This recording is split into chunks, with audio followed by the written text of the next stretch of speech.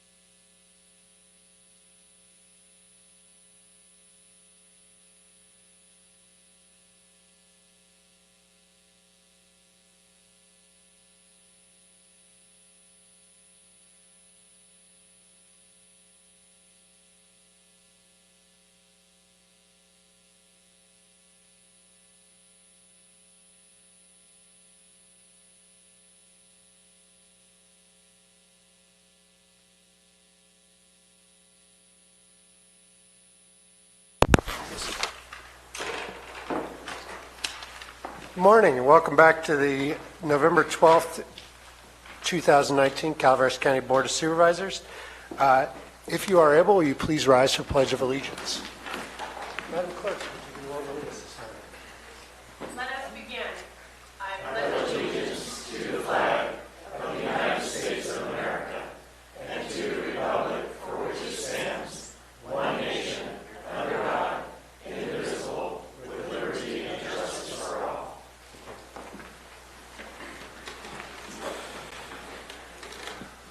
Good morning, everybody. We'll start off with announcements.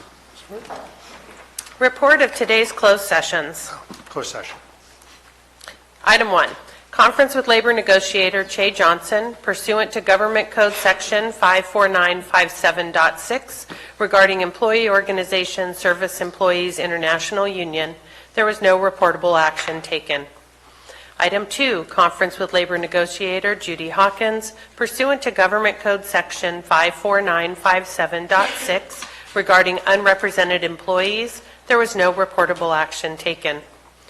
Item 3, pursuant to Government Code Section 54956.9D1, conference with legal counsel regarding existing litigation, Michael Hatfield v. County of Calaveras, Calaveras County Superior Court Case Number 19SC7564.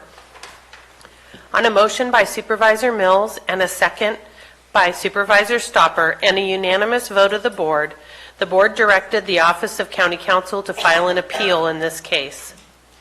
Item 4, conference with legal counsel, anticipated litigation, significant exposure to litigation, 3 cases, pursuant to Government Code Section 54956.9D2. There was no reportable action taken. And item 5, conference with legal counsel, anticipated litigation, initiation of litigation, 1 case pursuant to Government Code Section 54956.9D4. Supervisor Stopper recused himself from the discussion of this item, and there was no reportable action taken. Thank you very much. Move on to announcements. This is a time for county staff to provide updates of upcoming county events that may be of interest to the public. Fellow supervisors. Nothing. Staff. Nothing. We will move on to general public comment. Any item of interest to the public that is within the subject matter jurisdiction of the board and is not posted on the consent or regular agendas may be addressed during the public comment period. California law prohibits the board from taking action on any matter which is not posted on the agenda unless it is determined to be an emergency by the Board of Supervisors. If public comment is completed before the 30-minute allotted time period, the board may immediately move to the next order of business. If public comment is not completed during the allotted time period, it will be continued as the last item of business in order to provide an opportunity for the remainder of comments to be heard. Thank you. I think everybody here understands the rules. I'm seeing not too many new faces, but everybody will have 3 minutes. Please address your comments to the board. I apologize, this is not a dialogue. So everybody's got 3 minutes. And Terry, lead us off. Good morning. Good morning, Terry McBride, District 2. You know, the power to tax is the power to destroy. And I don't know if you noticed, you know, we had the stupid electric turn off by a soulless, spiritless, spineless, lying corporation. But there are other sounds, and those sounds were the sound of gasp and thuds. That would be when people open their property tax bill. Now, this has been going on for about 3 years in District 2. Where our property land values have gone over the top with dead trees. Mine increased by 32%. My property taxes throughout this county, of which I own 7 properties. So I won't tell you what my tax bill is, but it's not small. Have gone from 32% to 110%. I am not alone. And I have to wonder, why is it my property taxes have gone up? Because I have thousands of dead trees. It must be the view. Well, we've gotten quite a those dead trees down. I can see my neighbor's backyard. I never could see it before. I don't want to see it. And I can see a mountain that I really didn't care to see. I had my trees. That's what I love. And so I went to the assessor's appeal hearing, and I'm going to play for you, this is public access, a recording. I'm hoping you'll hear it.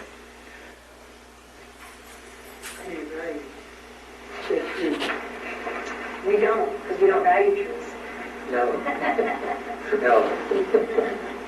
I actually said trees would not contribute, they would effectively detract. On the other way. Yes, if it's a tract. Depending on if you have a view now or not. Yes, that's right. Did you hear that? Depending on if you have a view.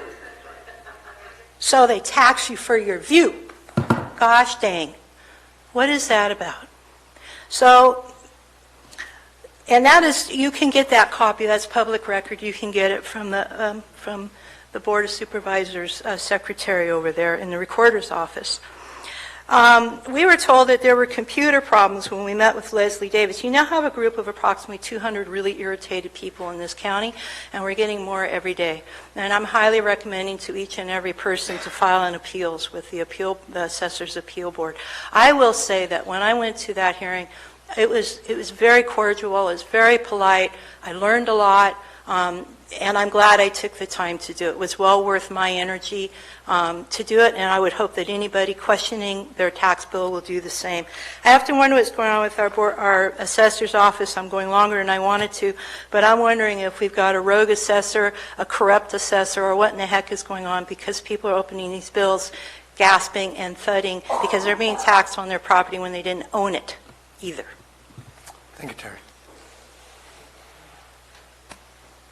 Good morning, Ms. Sanchez. Hi. Good morning. Cynthia Sanchez, D2. To follow up on Terry's presentation of the recording, if trees were of no value prior to the fire, why did the assessor the year after the fire drop the land values by 10% if it wasn't for the loss of value in the land due to the trees? Quite the contradictory statement that trees have no value. I believe that people purchase property in our area because of the trees.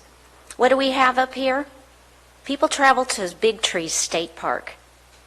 They come for the trees. In addition, land values are assessed based on market value, not on a view of burnt trees and mountains.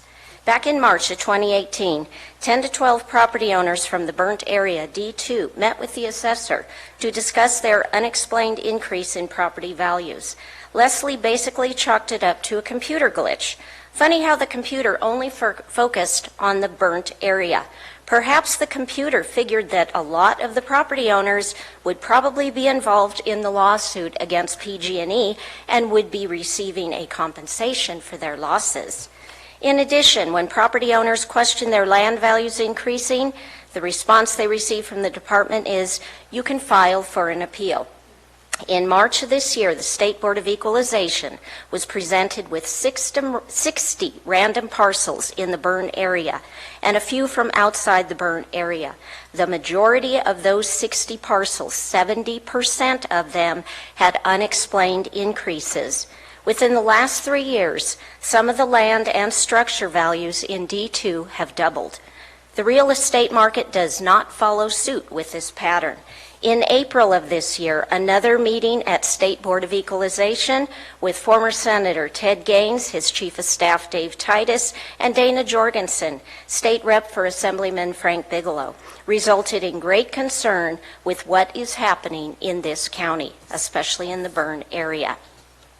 In August of this year, concerns were brought up in front of the State Board of Equalization Taxpayers' Bill of Rights hearing, an opportunity for taxpayers to engage with the elected board and discuss their concerns about property tax issues.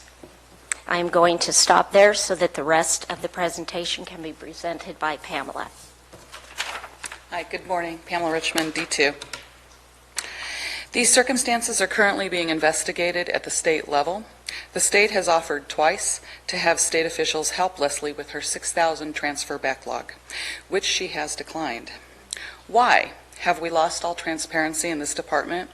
Why are we here at this podium having to explain the lack of transparency? The taxation in D2 appears to be entirely random, Save for one consistency, it's going up, particularly for those with a view due to the Butte fire. Property owners are now receiving up to 5 years of supplemental and back taxes and are required to pay them within a 6-month period.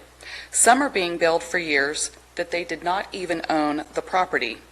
An assessor cannot do that. When these property owners question the assessor's office, the response is the same. We have a backlog, and this is how we are handling it. The assessor's job is to assess properties in the county, not to find creative ways to tax property owners on all their small outbuildings, dog houses, chicken coops, tool sheds, etc. Remember 8.06. The assessor's job is not to try to change the state building code on shipping containers to tax them as a structure so that she can tax the people in this county, basically taxing us into oblivion. You as the board should have great concern as to what is really going on in this department. Thank you. Thank you. The public comment, Ms. Cordo.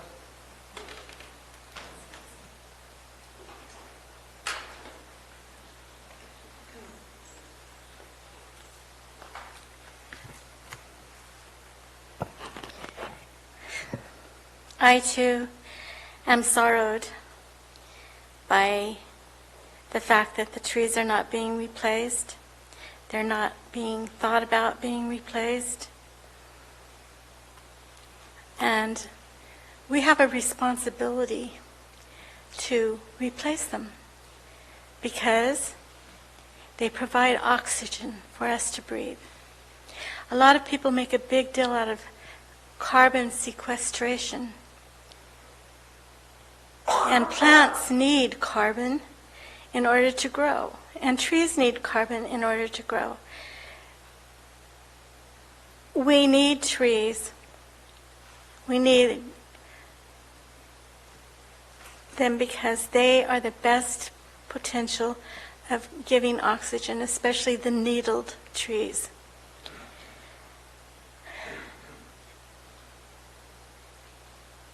I think that one of the reasons that the taxes are going up is because the people in the burned area created a situation where they had to research what to do because it was a new situation.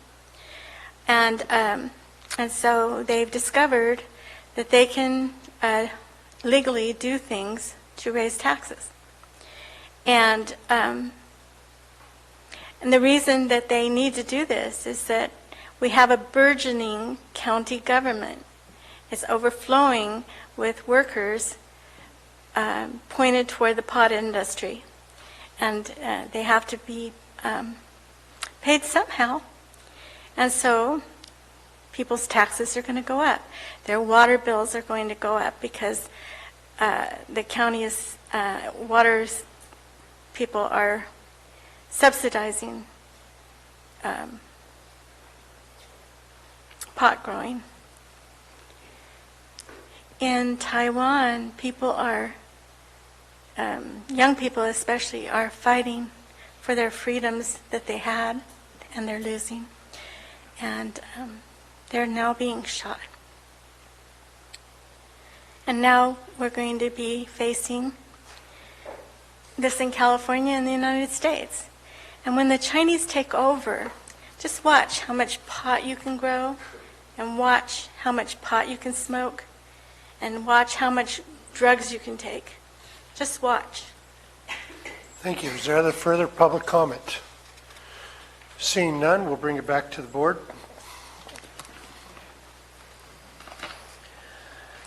Consent agenda. Consent agenda items are expected to be routine and non-controversial. They'll be acted upon by the board at one time without discussion.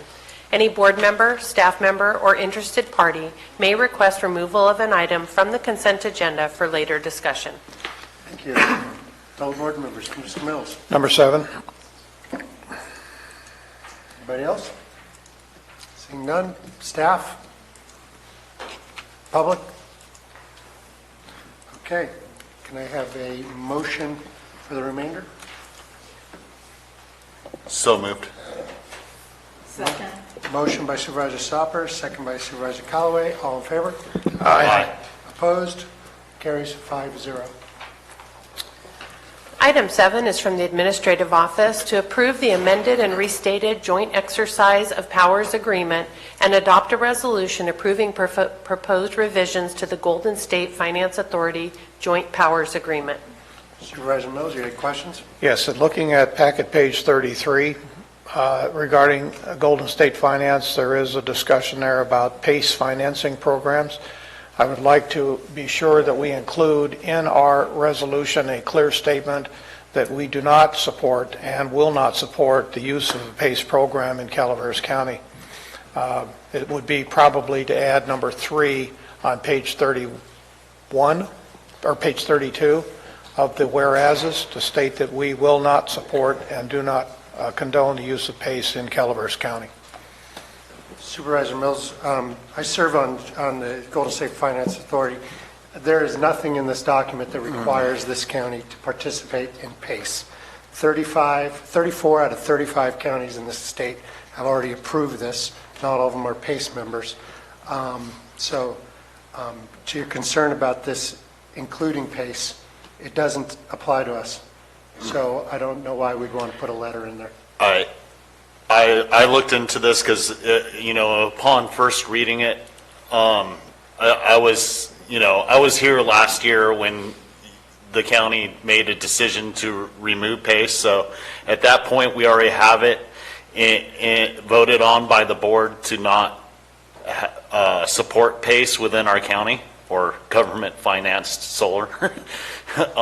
And I would agree with Mr. Garamendi that nowhere in here does it say that we support PACE. What it says in there is that the Golden State Finance Company is, also has oversight over PACE, and it was addressed when you, as a board, voted against PACE last year. Staff have anything they want to add? Very well. Public comment? Good morning, Mr. Chair, Supervisors, staff. Tim Utercheese on behalf of the Association of Realtors. In reviewing the packet for item number 7, there was references to PACE, but Mr. Stopper's already mentioned. We just want to ensure that this doesn't reopen the door for PACE loans to be sold to private individuals for solar upgrades. If you remember back 18 to 24 months ago when we appeared before you, you had a staff report that told you that in the few short years PACE was functioning in the county, that we already had 1/3 of those homeowners in default. So if you're using the JPA to finance infrastructure within the county, to address your homeless issue, we get that. We have no issue with it. We just want to make sure this doesn't reopen the door to have these PACE loans sold to individuals. So, thank you. Next public comment, Mr. Moore.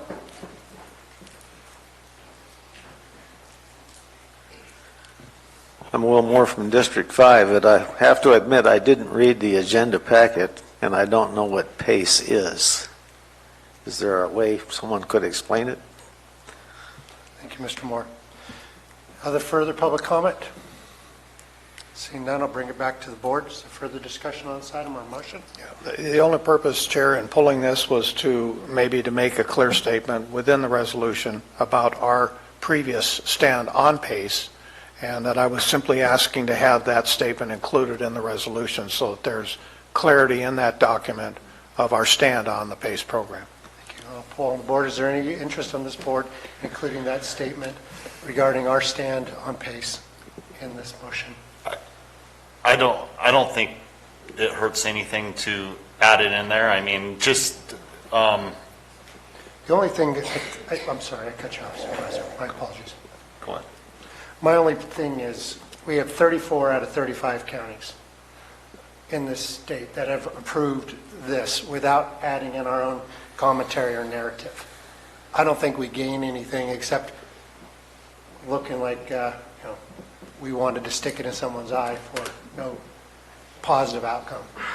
So there's a poll Supervisor Mills put forward to add that letter. Let's go down the line. Supervisor Stopper? I'm comfortable with it as is for the fact that, you know, it was addressed with the resolution last year when the county got rid of PACE. So. Supervisor Toffenelli? I feel comfortable with what we went through last year and the year before, and we dealt with it, so. Supervisor Callaway? Leave it as presented. I agree, and I voted against PACE when we brought it forward last time. So so that fails, is there a motion to move it forward as it is? I will move the item. Moved by Supervisor Mills. Is there a second? Second. Oh, go ahead, Gary. Second. Second by Supervisor Toffenelli. I'll call the question. All in favor? Aye. Opposed? Passes 5-0.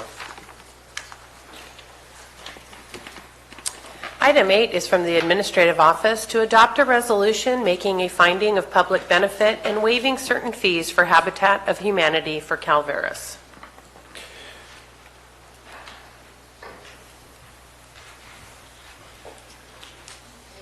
Welcome.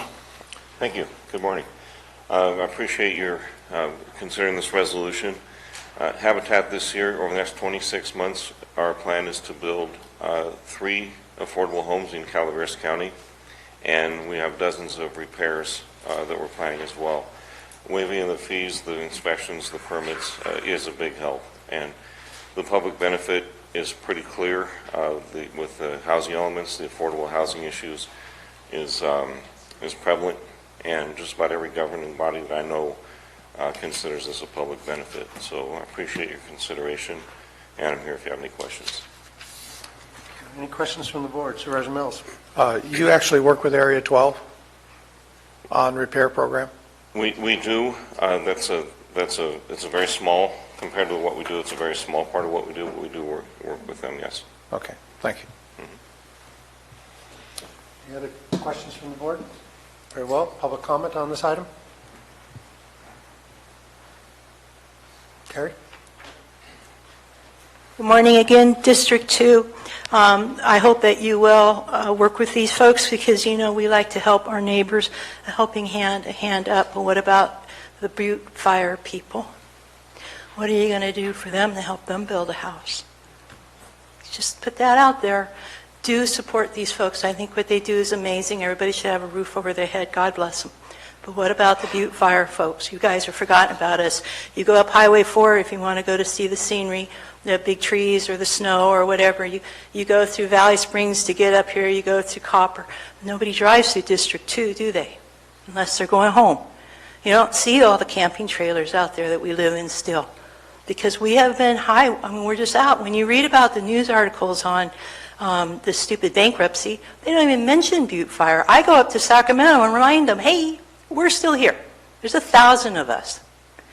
So please support them. It's an amazing program. But consider your neighbors that have lost everything and are getting hammered by assessor. And then we want to try to rebuild. People have left this county when they found out how much it was going to cost to rebuild and what they were going to have to go through. They just left. Thank you. Thank you. Public comment on this item? Ms. Sanchez? Very well. Bring it back to the board. Is there further discussion or a motion? Yeah, I do have a question because since Peter happens to be sitting here. Wouldn't this help us with our housing element as well? The work that they do is contributing to meeting our goals? Certainly. There are a number of policies in the housing element that talk about reducing or waiving fees for housing programs for specific income levels.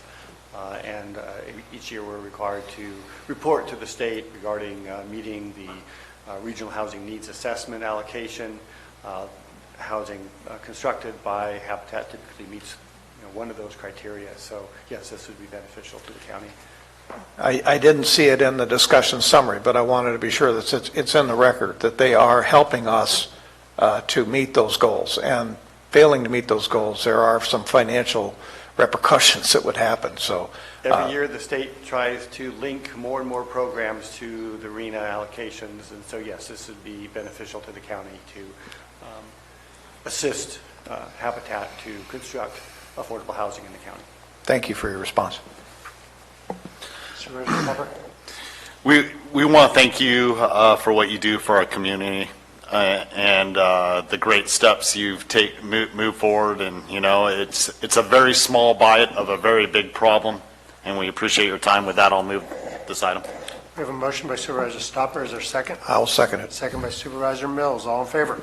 Aye. Opposed? Carries 5-0. Thank you. Item 9 is from the Administrative Office to receive an update on the emergency repairs to the boilers and related mechanical systems located at the Adult Detention Facility, to make findings that an emergency continues to exist, and to continue this item to the next regularly scheduled board meeting pursuant to County Ordinance Title III, Chapter 3.29, Bidding Procedures for Public Projects, and Chapter 2.5, Emergency Contracting Procedures, Sections 22050 of the Public Contract Code. This requires a 4/5 vote of the Board of Supervisors. Ms. Rich? Good morning, Mr. Chair, members of the board, Bonnie Rich Administration. On November 5th, I brought an item before the board asking for the board to approve and authorize the CAO to enter into an emergency contract, to enter into a contract with Sunbelt Controls for emergency repairs to the scullery and hot water boiler systems at the adult detention facility. Your board approved that item. The CAO executed the contract later that day. We issued the notice to proceed on the 6th, November the 6th. The project has been registered with DIR. Work is underway. We anticipate that the work will be completed later this week, although the contractor has 14 calendar days to complete the work. I spoke with Patrick Martin, our facilities manager, this morning, and he confirmed that we are on track. I'm hopeful that I will be coming back before the board next Tuesday on the 19th to report that the work has been completed, and then return with a request for the board to authorize a notice of completion on December the 10th. But so far, we are on schedule and no anticipated delays. Supervisor Mills? Yes, I remember in our discussion last week our concern about TEETR and the use of TEETR funds for this. Is there another way that we could finance this? The facilities budget is, the majority of it is general fund dollars, whether it's TEETR or just general fund. There are some funds, projects that are funded by certificates of participation. However, those have very restricted uses. So not that I'm aware of, Supervisor Mills, at this time. I'm just very concerned that we've got TEETR drained down to near nothing right now. Yes, and it isn't going to give us any room or any buffers for anything else that may happen in the course of the rest of this budget cycle. I'm just very, very concerned. There's no amount listed here, by the way, to give us an idea of the cost, but I'm very concerned that we would want to use TEETR as our option here rather than just go directly to general fund. So let me retract that statement. There may be another option, and while the finance section did not include the $28,846 amount for the contract, the draft contract was attached, or the contract was attached for the November 5th item. I apologize that the finance section did not include that. There is a small amount of funds in a special revenue fund for emergency repairs that we could, I can work with the CAO to look into using those funds. There's limited funds. My understanding is that fund was put into place back in about 2015 when a presentation was made before the board on the condition of the facilities at the main government campus. But there is a possibility that I could pull from that fund to pay for these costs. It's just my opinion on it, and I'm sure that the rest of the board's going to have to weigh in, but I would rather that the money come from there than come from TEETR the way it's set up right now. Okay. That's all I have. Supervisor Stopper? All the options are general fund. I'm sorry, repeat that? All the options are underneath the general fund for financing. No, As I mentioned, we could dip into a limited special revenue fund that is set aside just for emergency facility unanticipated repairs. Okay. Which is yes. Supervisor Toffenelli? Yes, I believe there's another option. I believe we have capital left in the account for the construction of the jail itself. There was like $200 and something thousand left in there. And For I the think jail demolition? For the jail construction that we had, the bond measure account that we constructed the jail with. And since this has to do with the jail, and still my contention has to do with Kitchell, that we could probably tie those funds in to use those funds for this and not tap into any special funds or any of the maintenance funds that we're using through Patrick's budget to make these repairs, and not only make these repairs, but probably replace the boiler that needs to be replaced eventually, because the repairs we're making obviously are repairs, and it's my opinion that this needs to be completely replaced. But there is about $200 and something thousand left in that account, and since it's jail related, I think we should be able to use that money. I would ask that the board let me work with the CAO to identify funding options, and we can report that back next Tuesday.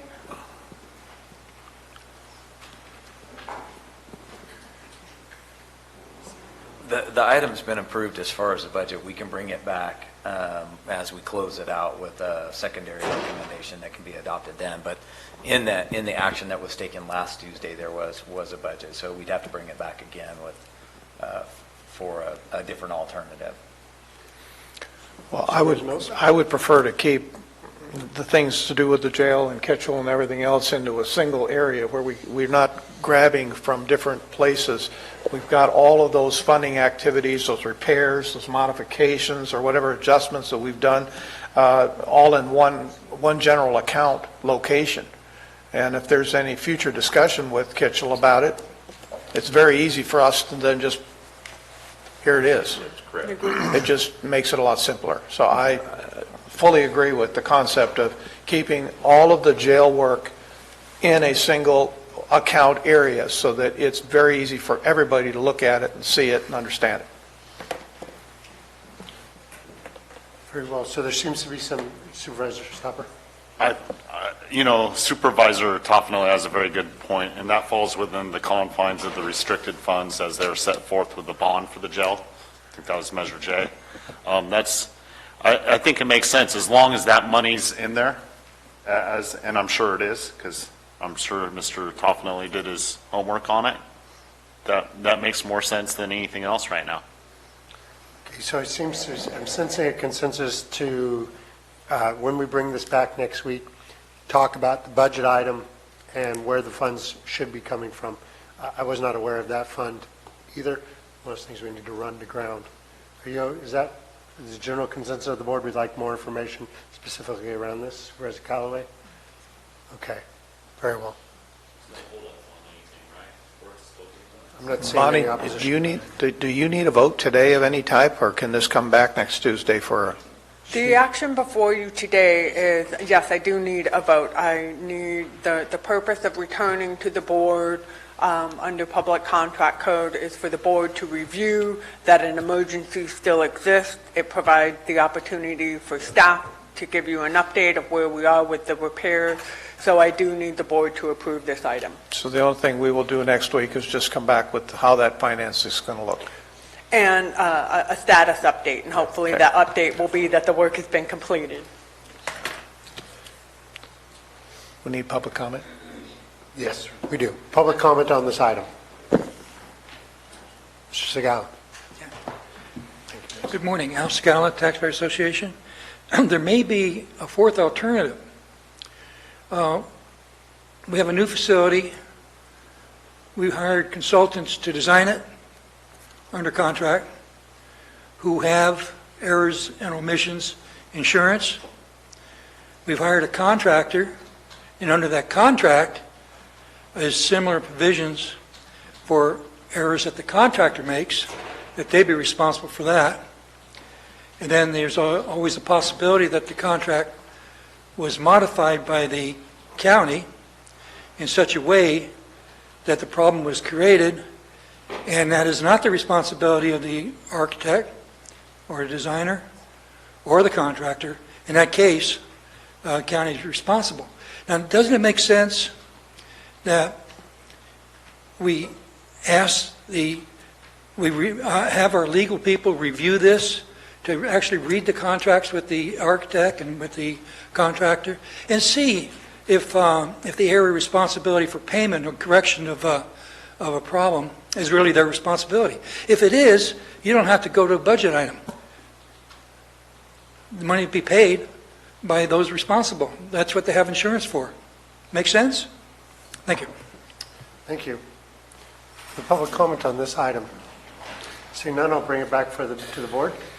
Will there need to be any amendment to the way this is proposed other than for us to just do a motion as it sits?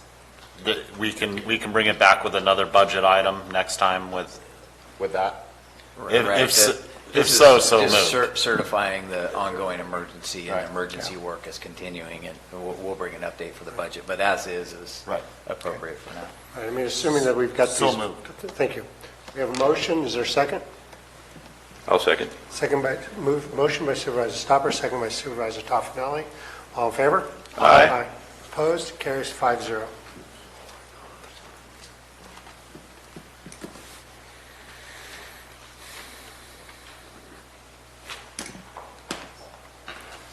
Item 10 is from the Planning Department to conduct a public hearing and adopt a resolution certifying the environmental impact report, adopting CEQA findings of fact and statement of overriding considerations, adopting the mitigation monitoring and reporting plan, and adopting the Calaveras County General Plan. Thank you. I'm opening a public hearing. At our vote, the public hearing will be closed automatically. Mr. Maurer? Good morning, Peter Maurer, Planning Director. With me is Chris Stiles from our outside counsel, Remy Moose-Manley. Julie Moss-Lewis has been intimately involved in this process for as long as I've been with the county, for over 5.5 years now. As you're all well aware, this has been a very long process starting back in 2006. I've been through numerous planning directors and numerous iterations of this board. This is a momentous day to be finally at the point where we are maybe adopting this general plan, and I'm hoping that's what's going to happen today. We went through many, many months of public hearings working with the Planning Commission and then before the board to develop a plan, and it is an evolutionary process of here's an idea that the planning staff and its consultants had come up with. The Planning Commission reviewed some of these policies, made modifications to that. We then went through an EIR process where the public was able to weigh in. We looked at the environmental effects of the various policies. Policies were then modified as a result of that analysis and the public comments. And then a subsequent round of hearings tweaked those policies further. So it's been a very, very long, involved process to get to the point we're at today. I can assure you that not everyone is happy. There are people that don't like some of the policies. They don't go far enough in their position in protecting the environment, or they go too far in taking away property rights. A general plan, community-level general plan, is a document of compromise. You're looking at the overall benefit of the county, and while not everyone may be happy, we're looking at the full spectrum of community issues, community positions, and trying to strike that compromise, moving the county in the direction that we want to do, where we want to go. The other thing I want to emphasize is this is a plan, and a plan can be changed, and it should be changed. I think that the problem with general plans across the state is that we get through the process, we're finally done, and we don't think about it for another 10 or 15 years, and someone says, I think our general plan's out of date, let's start over again. I would propose that, in fact, there is a policy in our plan that says we're going to come back on a regular basis every year or two and look at the plan and see how it's doing. Are we going in the direction that we want to go? Are there demographic changes that say we need to modify our plan? It's like a business plan. You don't open a business saying, here's my plan, I'm going to run my business, and then you don't take stock of what you do every year. Are you making money in your, with your business? Do I need to change things? Or is there a market change that says what the widgets I want to sell are no longer selling, I need to sell something different? We should treat our general plan in the same way.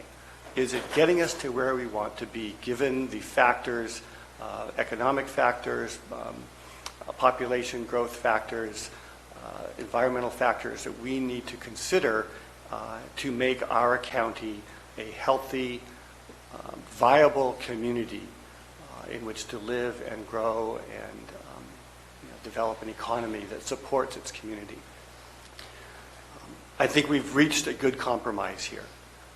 Again, you'll hear from people that are not satisfied, they didn't get everything they want, and we have the ability to go back and look at that again in the future. And particularly if we see changes in growth, that suddenly we see an increase in population and we need to accommodate more growth. We have another disaster like the Butte Fire. Hopefully it doesn't happen again, but we have to account for that. What do we do with those kinds of circumstances that we can't even think of today? And who would have thought back in 2006 when we started this process that in 2008 the market would, the bottom would fall out of the market and suddenly housing development would crash. And we really haven't recovered from that. For the longest time we were in negative population growth. We've just turned around in the last couple of years to look at, we're seeing an increase in population, but it's very small. The amount of growth that the state has projected for the county has diminished from when I started this process. And so those changes will be occurring all the time, and we will need to go back and look at those changes and adjust the plan as necessary. But right now, I think we've reached a very good compromise. So I would recommend that the board take the action as proposed to you. This is a result of the 2 days of hearings that you held in July, where you went through element by element, made modifications to the policy and implementation language, made modifications to the land use map, and that's all I can say at this point in time. If you have any questions, I'd be happy to try to answer those. Again, Chris and Julie are here to help as well, and recommend that you take the action as suggested in the agenda item. Supervisor Stopper, you have questions? Not really. I do agree with you that this should, no matter the outcome of the end of the day today, should always be a work in progress. The world is fluid. Things change from year to year, and we should keep up with that change to a certain point. It's what part of the setback was with trying to get this updated at this time, was that part wasn't part of the process in the past. There is a lot of compromise in there. I do agree. Something that I've said in the past is, you find a bit of success in a room making a judgment on something when everyone leaves a little bit mad at you because no one got exactly what they wanted. That's compromise. With that, I really appreciate all the work you put into it, Peter. There's honestly no silver bullet when it comes to this type of situation. If you do find one, please present it to me so I can study it. And we'll move forward with that. I'll leave it to public comment and everything else. Senators and Mills?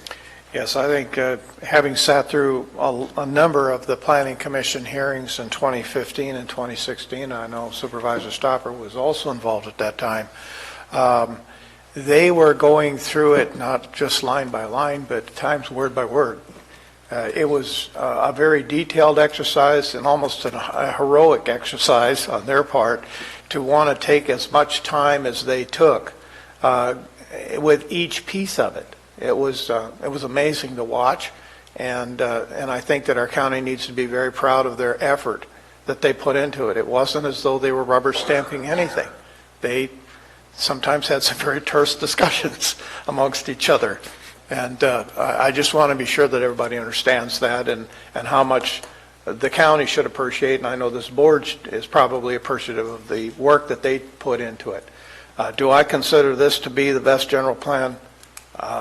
There's things on it that are totally distasteful. But at the same time, we need to have a starting point. This will be a starting point for the future of this county. These community plans in Valley Springs and Copperopolis are a critical element to that, and creating those visions in those, I think, those two areas that really have the most potential for growth into the future. And how would that growth look? But these communities need to be totally engaged in the visions for their own communities. I struggle, for instance, in Copperopolis with, if I put in, if we actually do build out the 1,600 homes that are potentially on development agreement now, where am I going to put commercial? Am I looking at another potential grocery store? What other shopping areas? Where's the C zones? Where are the M zones in Copperopolis? It's limited, very limited. And that should be a great concern too. And as we talk about the community plans, how do we start to make those accommodations so we don't continue to drive people to shop in Sonora or Jackson or any other community? How do we keep them home? So this general plan is also going, and I know that I left CA Alt a page of all of the changes, the required specific actions that this general plan, when it's adopted, will really require our staff to just go into overdrive. There's over 100 specific actions, including modifying ordinances and creating new findings and studies, etc. If anyone would like to see that list, I was just amazed to see how much we were really, the workload we were going to put on you and the admin office and everybody else to try to accommodate those changes. SB 32 is, anybody who's looked at it knows, it just is that one area that I just can't get my head around. The idea of telling you that you can't put natural or propane gas to your house after 2030 in Calaveras County or California makes no sense considering what's going on with PG&E. So it's just that one spot that just kind of rubs me a little bit wrong. And I look forward to the public comment. I will have more comments about Copperopolis here before we vote. Thank you. Yes, and thank you for bringing up, I failed to mention the amount of work that the Planning Commission put into this. They really went above and beyond their call of duty. Many special hearings, let alone the hours of time that they spent at home reviewing the documents. So they really deserve recognition for their hard work in bringing it to this point as well. So I want to personally thank my own planning commissioner, Kelly Wooster, for not bailing on us. It was amazing, some of the insights that he alone provided in this document, and I want to be sure that he is acknowledged and respect for the amount of work that he himself had put into it. Very well. Supervisor Stepper, did you have something else? Very well, we'll move to public comment. I think everybody knows the rules. There is a 3-minute limit. If you line up, it moves quicker. Mike, lead us off. Mike Valley, District 2. Props to Mr. Maurer and his staff for producing this document. I take offense with Mr. Mills' statement about congratulating Valley Springs and Copper on their community plans and the thousands of hours that people put into coming up with these community plans, when in fact there were communities, you can correct me, I'm sure I'm wrong, but there were quite a few communities in District 2 who put in thousands and thousands of hours at the behest of our supervisor and this board, previous board, into coming up with community plans which were just axed without any concern about us. and what the hours we'd put in to our community plans. Our community plans were ignored, and we were told, nice try, catch you next time. That was a slap into the face to the people that put in all these hours, and then we were ultimately just told, go home. There's more than just Valley Springs and Copperopolis that should have community plans. So I take offense with that. My second statement is it's 16 years since this started, 2013, or excuse me, 2003. We're coming up with this general plan, and all the people that were involved with this process over this past decade plus, you'd think there'd be a celebration here. You'd think this place should be packed.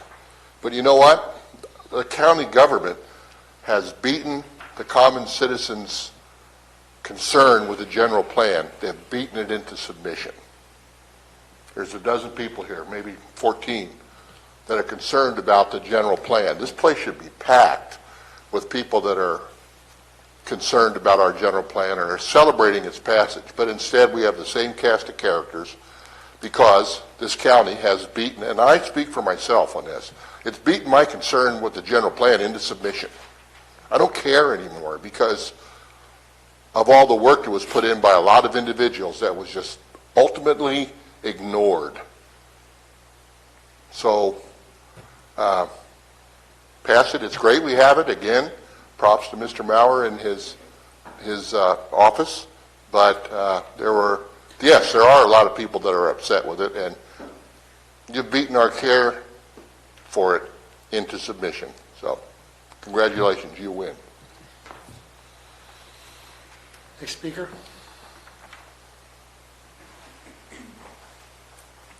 Good morning, Chairman and fellow board members, not commissioners, board members. My name is Diane Kinderman with the law firm of Abbott and Kinderman, and I'm here today speaking on behalf of both the Brunker family as well as the Murphy families.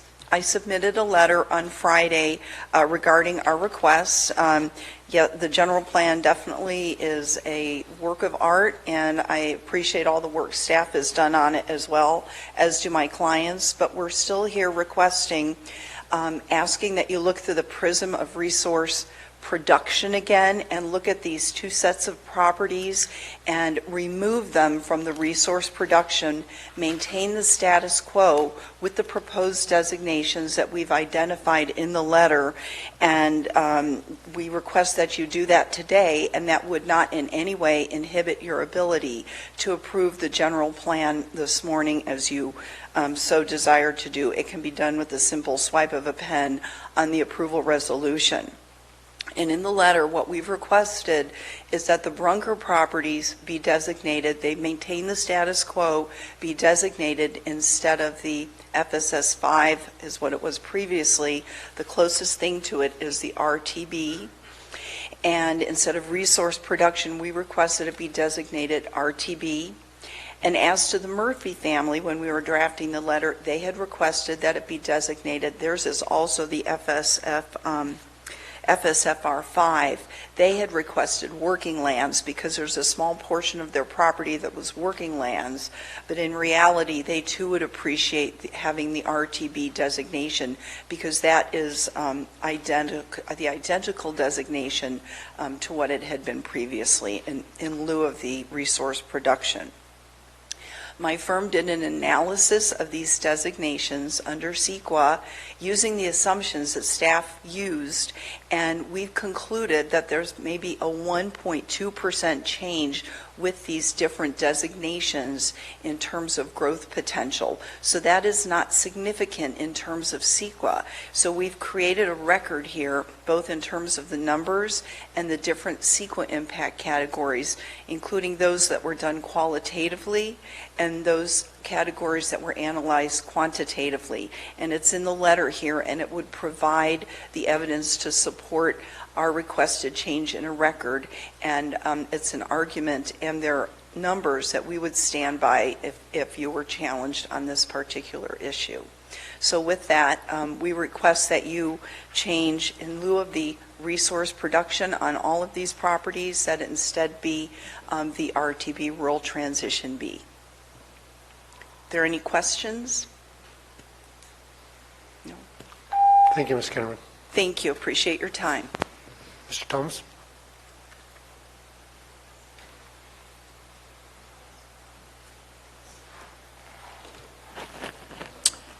Good morning, Mr. Chair and other supervisors. My name is Russ Thomas, former supervisor. I was kind of in the wings in 2006 when this started, and then on the board from 2007 to 10. My participation was kind of, I don't know, I didn't get rewarded by having a plan adopted quite as fast as Marita, and I thought that it might be, but anyway, here we are, and I think I've got a marching band outside for those who think that the room should be full, but or maybe I should sing praises or something. But I was interested in Mr. Mauer's observation that you cannot let this this achievement, if it gets approved today, you can't let it languish. The work that needs to be done needs to have a methodology adopted for that. And I've spoken with various people here about what I experienced in Stanislaus County when I lived there, about a general plan update committee that is always in place. 2 members of the Board of Supervisors, 2 members of the Planning Commission, and representatives of the factions that are involved in a particular element that wants to be readdressed. If you got 7 or 8 elements of the general plan, I would submit to you that next week you should establish that committee and identify what is the particular element that needs the most attention, and don't let it languish for 10 years like Mr. Mauer said might happen. That's the only way that you're going to keep the document fresh and prove to the citizens of the county that you're serious about wanting to keep the document fresh. So anyway, those are my comments. I'll give you my congratulations in advance for having come this far, and hopefully you will approve it. Like Ms. Kinderman has said, there are some particularly problematic assumptions that have been made on those 2 pieces of property that I think are really quite unfortunate, that if it's as easy as she says to fix that today, then you should do it. So anyway, thank you very much for your time. Thank you. Mr. Gallo?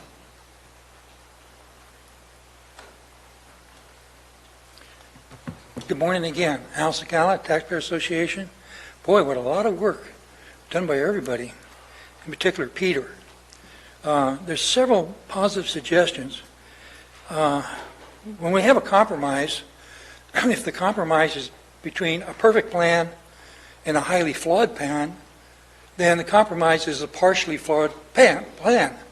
Okay, so if we're dealing with a partially flawed plan, the suggestions that were made by Peter and by others, that this should be reviewed very closely and periodically, maybe annually, and to that, in that direction, that really makes sense. Because if your purpose for existence as government is to protect the rights of life, liberty, and property of the citizens, which is your real purpose, then you have to respect the property rights of the citizens in the county. It's hard to avoid that. You can have 99% of the people vote to take money from the other 1%. It doesn't make it right, and that's why we have a republic and not a democracy. Okay, so it looks like there's been some steps taken in the right direction already. I understand the building official has a committee. I understand maybe 10 people, including some supervisors, that are going to review the application of laws on the people that are subject to those laws. And I think the same thing if was established under the planning department, could do the same thing, is to get feedback from the industry that's involved with this, from property owners, as to what the effect of this general plan is on their existence and on their rights. And as we get that feedback, we can periodically modify the general plan to make it more property rights friendly and more freedom friendly. To me, that makes sense. And again, my compliments to all the people who work so hard on this general plan. Thank you. Thank you. Ms. Corda?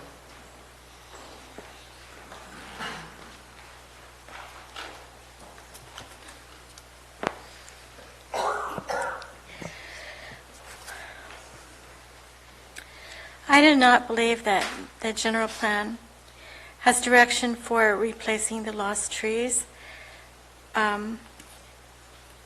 that are impacted, not only from the burn scar, but from PG&E wholesale slaughter of the trees along the county lines, fence lines.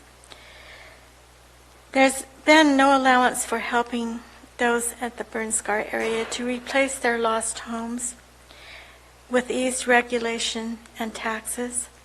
No remorse for trying to skirt Proposition 13 in every possible way.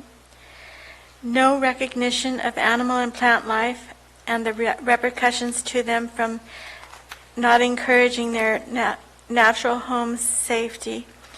And that would include all the pot grows that have not been cleaned up.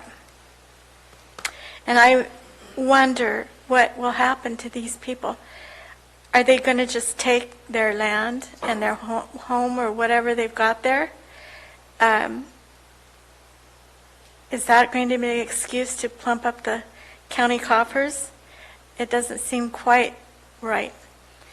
No recognition of the wholesale slaughter of trees or on the county property, particularly along PG&E lines. No bottom line to the impact that pot has had on our county and continues to have. Refusal to acknowledge those costs socially and in every other way. No recognition that pot has been growing, and no enforcement of thousands of pot plots have not been addressed. Expecting the general public to hire lawyers to deal with the insanity involved with pot cultivation. No recognition that we are heading to a Gestapo state. Thank you. Speaker?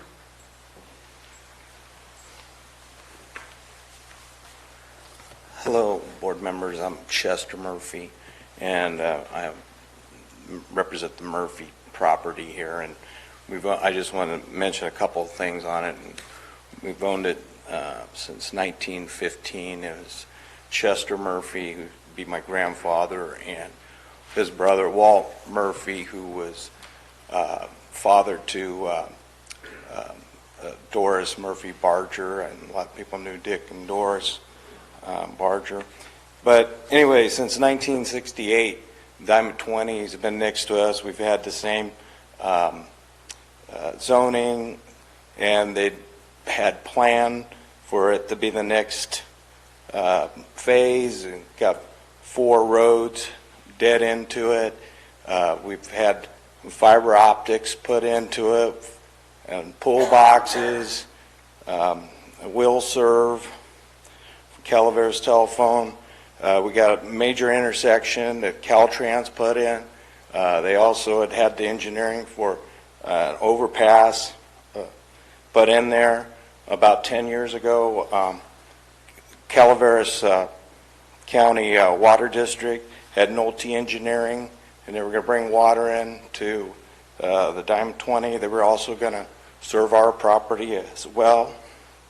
So I hope you would consider,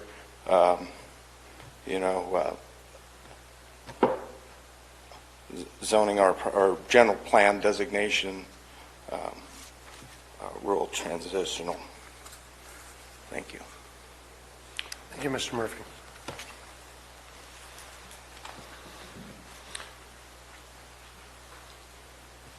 Tom Fasino, Calaveras Planning Coalition.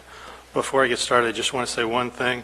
Applying on the general plan update land use map, RTA or RTB land use designations on land not so developed would be inconsistent with the general plan update. You can ask me questions later if you want to. But on this occasion, we at the CPC would like to express our gratitude to people who participated in this general plan update process to promote the health, the safety, and the well-being of the good people of Calaveras County.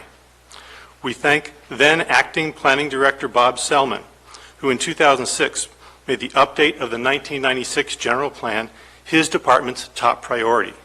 We thank that board for seeing the need for a comprehensive and lawful general plan update. We thank the Community Development Director, Stephanie Moreno, and the Calaveras Council of Governments, who partnered to complete a community plan for Valley Springs, despite the fact that this Board of Supervisors, in its GPU, ultimately rejected all the community plans for Valley Springs.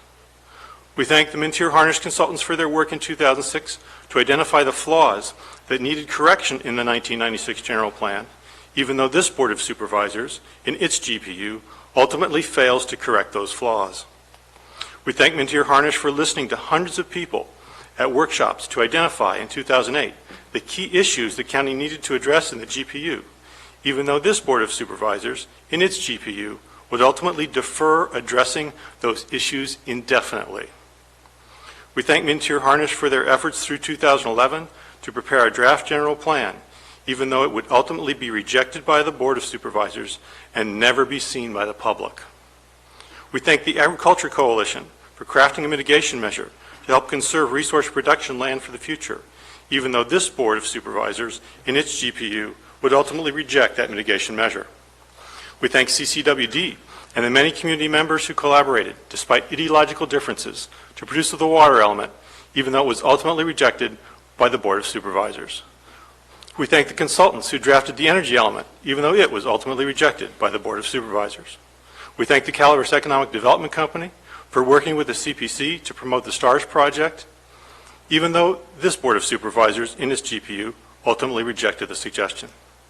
Finally, we would like to thank the county's current staff and consultants who crafted immediately applicable mitigation measures for stream side setbacks and oak woodlands, even though this Board of Supervisors, in its GPU, ultimately rejected those measures. As we at the CPC move forward, we will remain loyal to the hopes of those who work so hard to convert into reality the simple dreams of good people. We will follow that road wherever it leads. Thank you. Further public comment?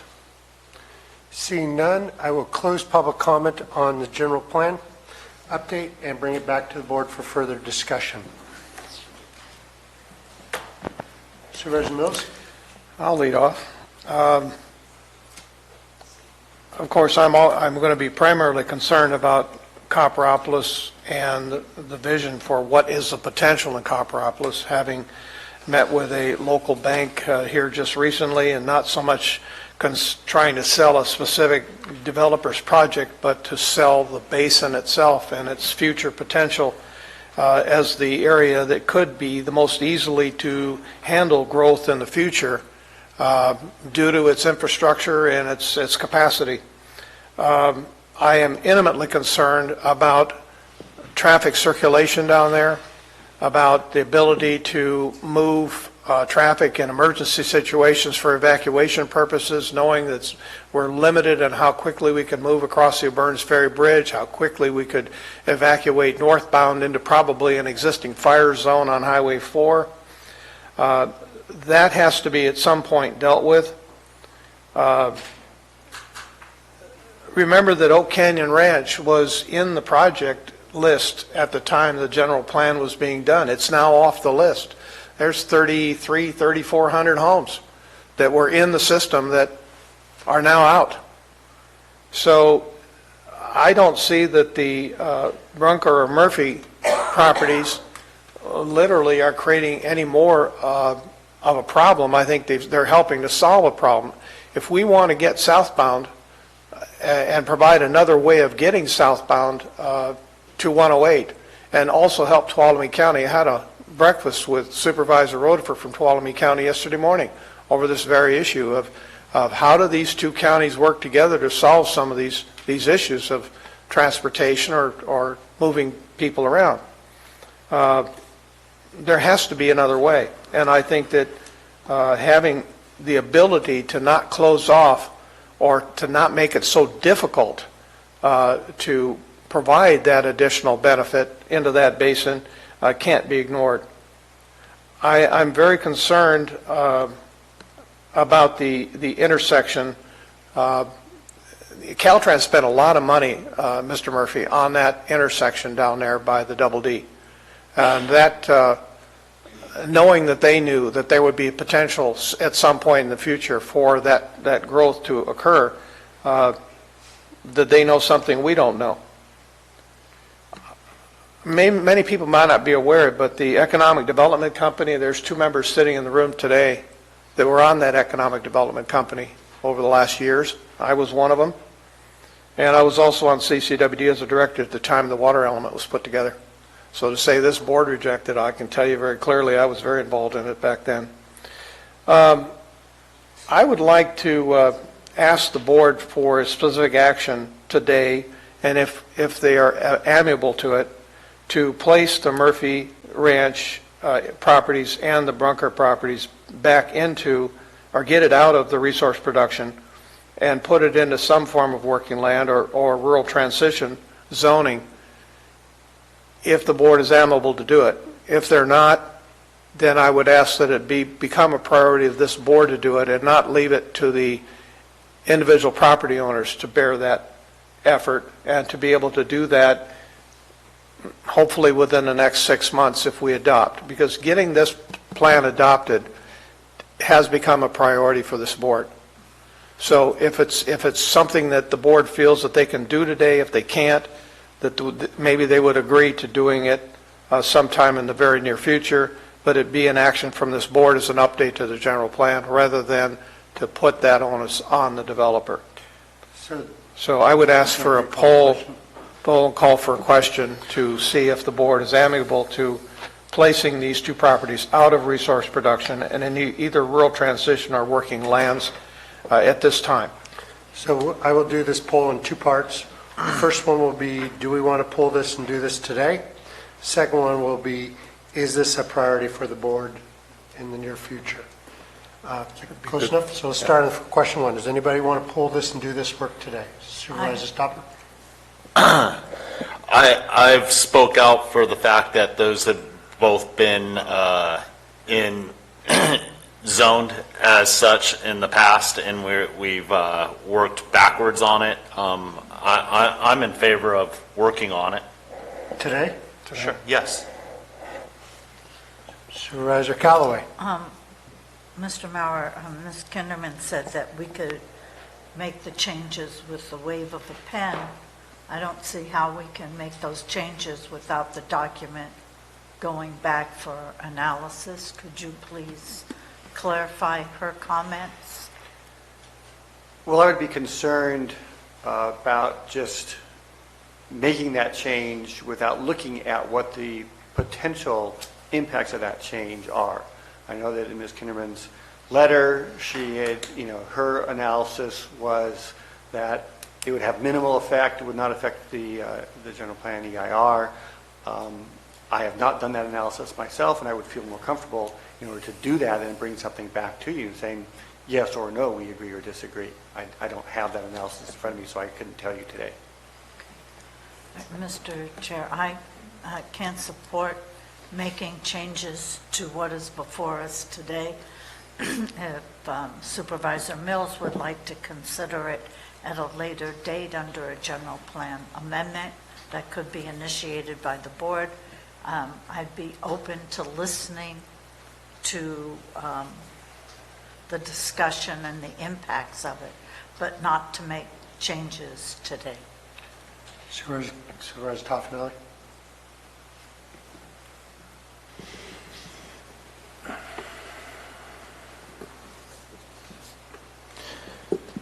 "13 years, we're here today. We had this discussion back in July, and the board voted at that time to go forward. As is, if we'd have made a decision then that we're talking about now, we would have that incorporated today before us. We're talking about delaying this again for this same two properties. And I understand, because we had a long discussion on it, and I was one of the ones that voted to change the designation on it, but it failed on a 3-2 vote, I think, at the time. My opinion at this time is we're here, we're at this point where it's before us after 13 years. And yes, I remember in 2008, town hall here in San Andreas, completely full of people. Marita, you were there, you remember. More than once we had that put aside. I would be in favor of moving forward today with what we have before us, and then there's going to be a time for amendments that we can bring this back. I don't think there's any rush. I don't think there's any plans for immediate development on these properties immediately. It's been a long time for them to get to where they were. Mr. Murphy had brought up. So I would be in favor of moving forward today and then bringing back as soon as we can for an amendment, not only for those properties, but looking at the Valley Springs and Copper community plans at that time also. Very well. I concur with Supervisor Callaway, so we will not, the majority 3-2, we will not be taking that item up today. Second item to be polled on was, does the board want to declare the Murphy Ranch and the Bronco Ranch a priority in this next year? Is that correct, or would you like to modify that anyway, Supervisor Mills? Yeah, also I concur with Supervisor Toffanelli in that it will, if the board is not amiable to do it now, that we could put this off to the 6-month point and saying we're going to do a general plan update as a board and relook at some of these at that point. It wouldn't then be their work to do to make that amendment happen, but it will, as he's saying, will give us a chance to look at our community plans in Copperopolis and Valley Springs specifically and try to get some clear vision statements put together that will help to support. Because again, Oak Canyon is off the table. To me, that's huge in terms of what it's taken off the table. But I think that we do need to have that community plan. If we're not going to do it now, we need to have those community plans ready to go and be a part of that conversation at that time. So that's generally what I'm looking for, is to create a priority. Let me see if I could condense that a little bit. So within a 6-month or reasonable time period, we'll take a look at some of this. I'm trying to figure out exactly Sir, what we want. if I may interject, Go for it. I completely support coming back to it myself. It would coincide, 6 month is kind of a little defining when we haven't even started the Copperopolis community plan. So I think it should somewhat coincide with the Copperopolis community plan. That way it can be all condensed into one general idea, and that way if there's any changes or any more adjustments with or having to delve into the environmental impacts of it in depth, we can conglomerate all that into one analysis at the same time. I think breaking it up even further than that would be an issue. Okay, so your point is, let's bring it back when we bring back Copper Community Plan. Yeah. Is that more straightforward? Supervisor Toffanelli? I would support that. Supervisor Stopper, supporting that? Yes. And yes. Supervisor Callaway? Yes. I'll agree with that too.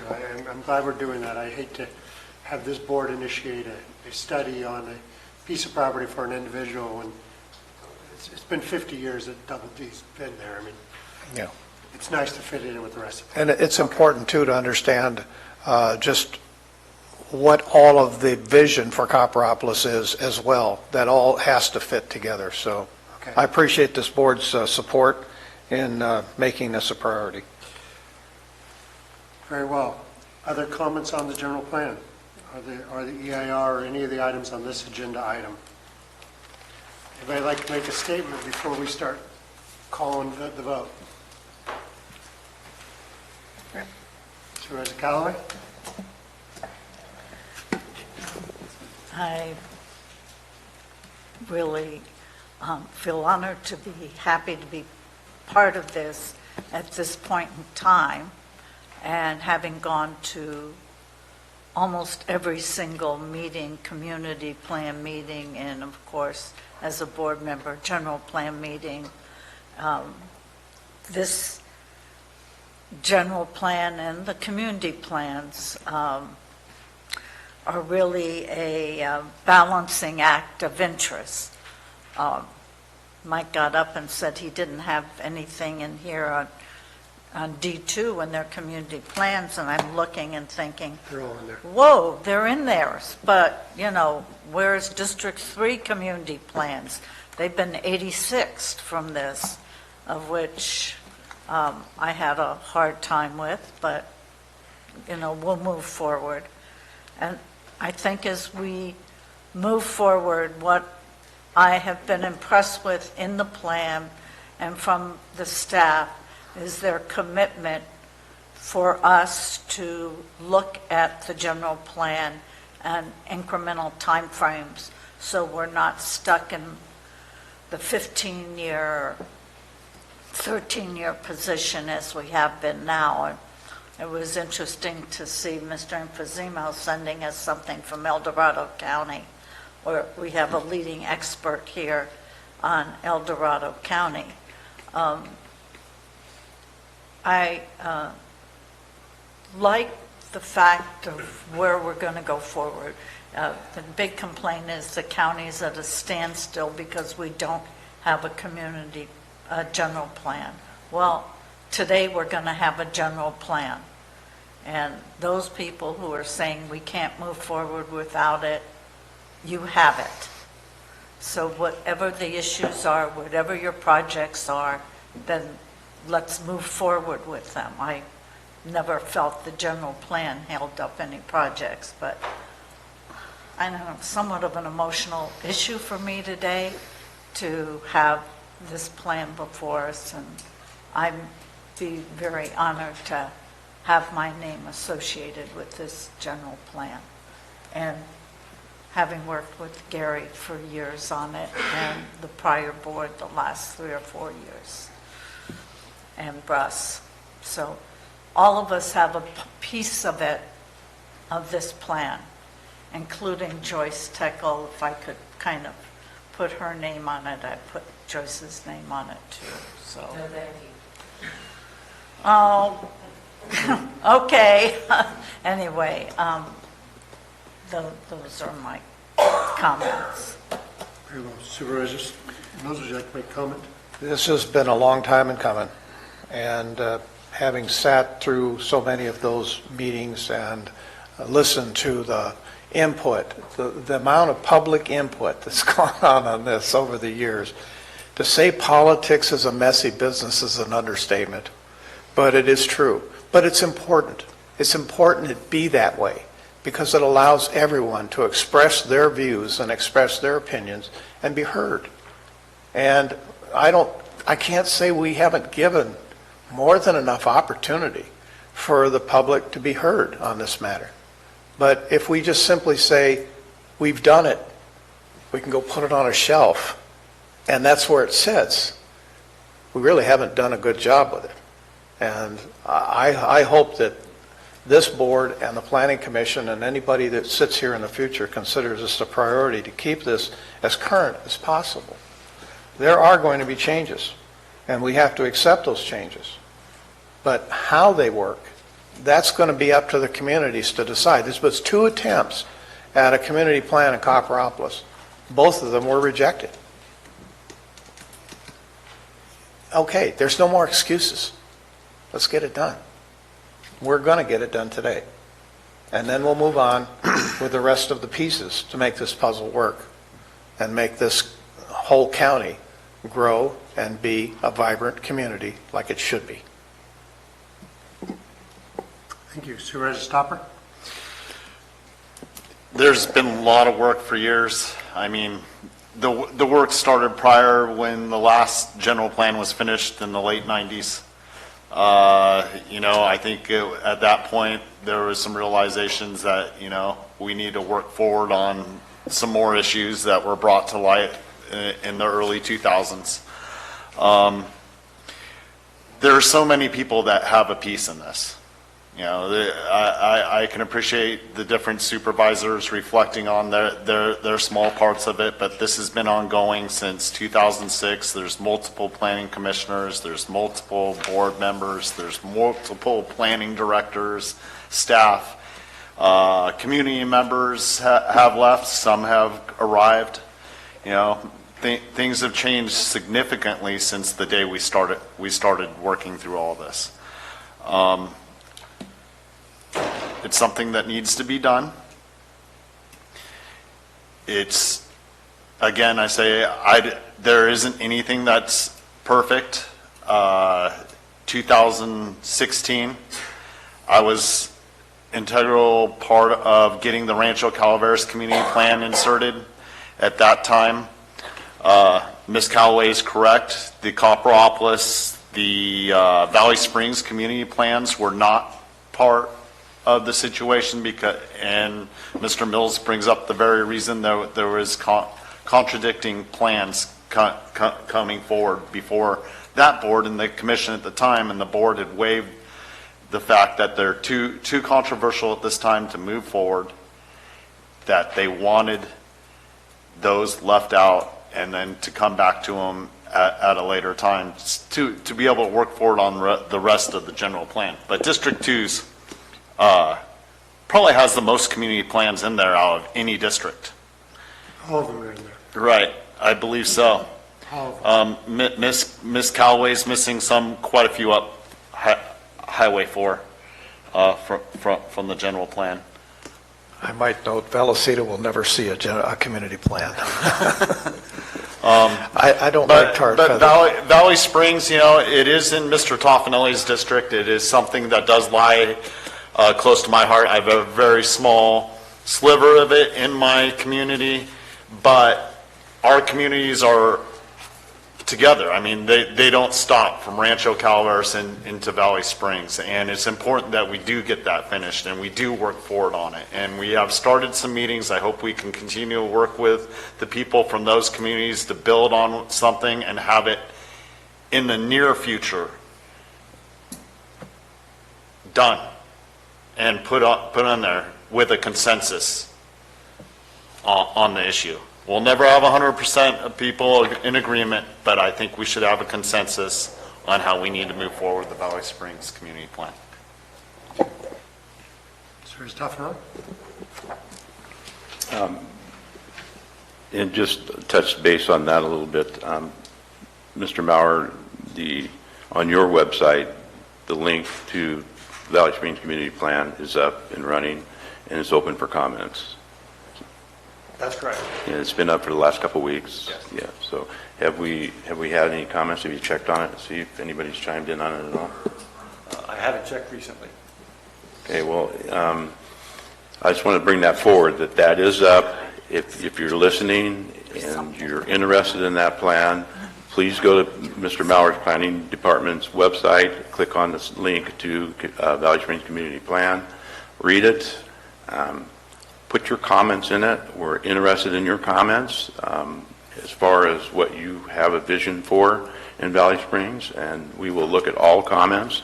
We will have another meeting, town hall meeting, with those comments in hand to go over them. Again, this has been 13 years. I've sat in, like Marina said, on many, many, many meetings. We had to almost start over at one point again, which delayed this plan for a number of years to this point. We've had a lot of people, I don't think the comment was beaten into submission. I think just the length of time of 13 years, when something is new and you're going forward, you're going to fill a room up with people. But as the time goes by, people lose interest in things or don't have as much enthusiasm. Yeah. It's been 13 years. They're finally going to do it. But it hasn't lost the sense here at county level. In Peter's department, even the various planning department heads had as much enthusiasm going forward to get this thing done. Peter stuck it out, and I appreciate it. I appreciate your staff and all the work they've done. We've had a number of CAOs during the course of 13 years, and that affected a lot of it moving forward. But we're here now, today, and it's a historic moment for Calaveras County, and I agree. Whether it has to be a policy issue, we need to bring back a policy that says the board will at least review this biannually or annually to keep this updated through all the state changes that we're mandated to do. It doesn't get to this point where we have to go through, rewrite it and redo it for 13 years.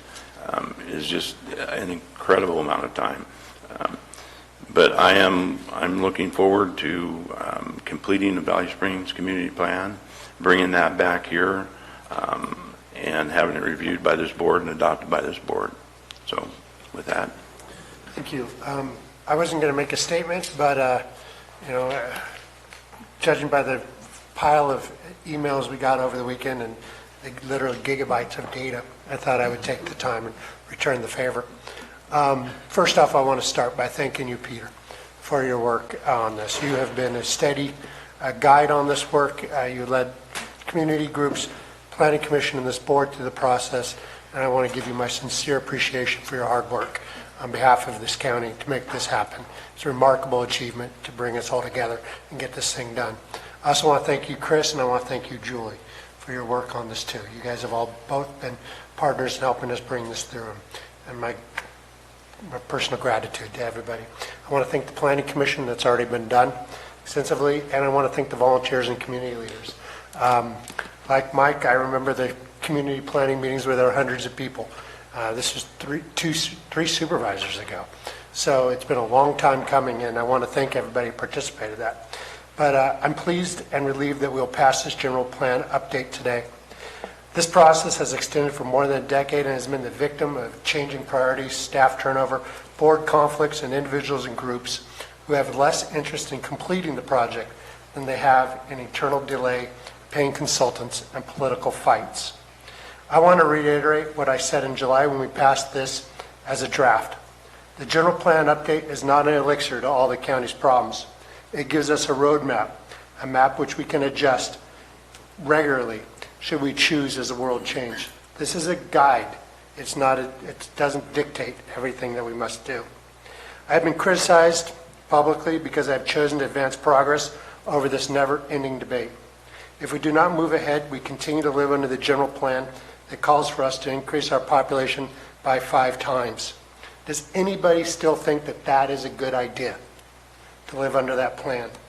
Well, this document is not perfect. It is a major improvement over where we stand currently today. By doing nothing, we continue to stay at risk. There are those that are going to be disappointed that we're closing this dysfunctional chapter in our history. They'll miss the eternal hand-wringing and debate. But I think our citizens want us to do our job and to do this work, and that is what we are doing.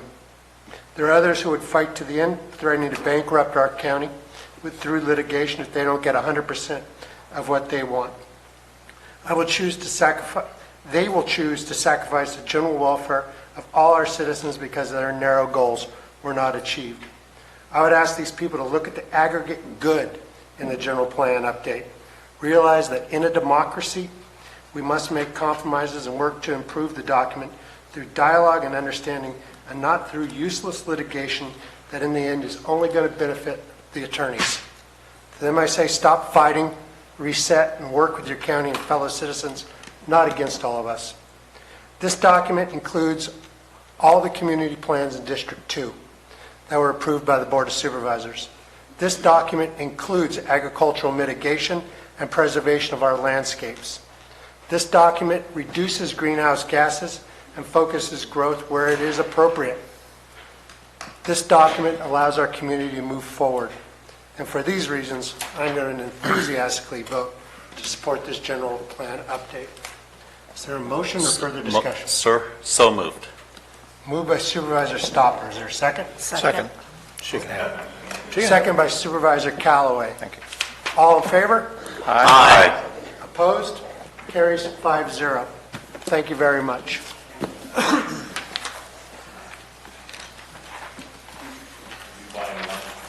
Pardon?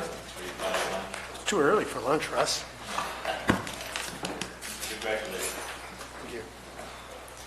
Peter, thank you. Julie, thank you. Our last item. Can we take a 5-minute break, Mr. Chair? We've only got one more item, supervisor announcements, and we're out of here. So if you guys will sit for a few more minutes, we're done. All right. In compliance with AB 1234, chaptered as Government Code Section 53232.3D, board members shall provide brief reports on meetings they attended at the expense of the local agency at the next regular meeting of the legislative body. This report is required to include meetings attended for which there has been expense reimbursement, such as mileage, meals, lodging, etc., but may also, at the board member's discretion, include any other meeting attended by the supervisor on behalf of the county. Supervisor Calaveras, would you like to begin? I'll be going on a fire break tour sponsored by 2Care on Thursday. I have been asked to talk with the grand jury on Friday, and What time? around 10:30. Okay, because I'm 12:45. Oh, okay. I wish they'd let you go first, then I could counteract everything you say. And You can try. and a LAFCO meeting on Monday evening. Thank you, Supervisor. Supervisor Mills. Yes, I'll also be on that 2Care tour.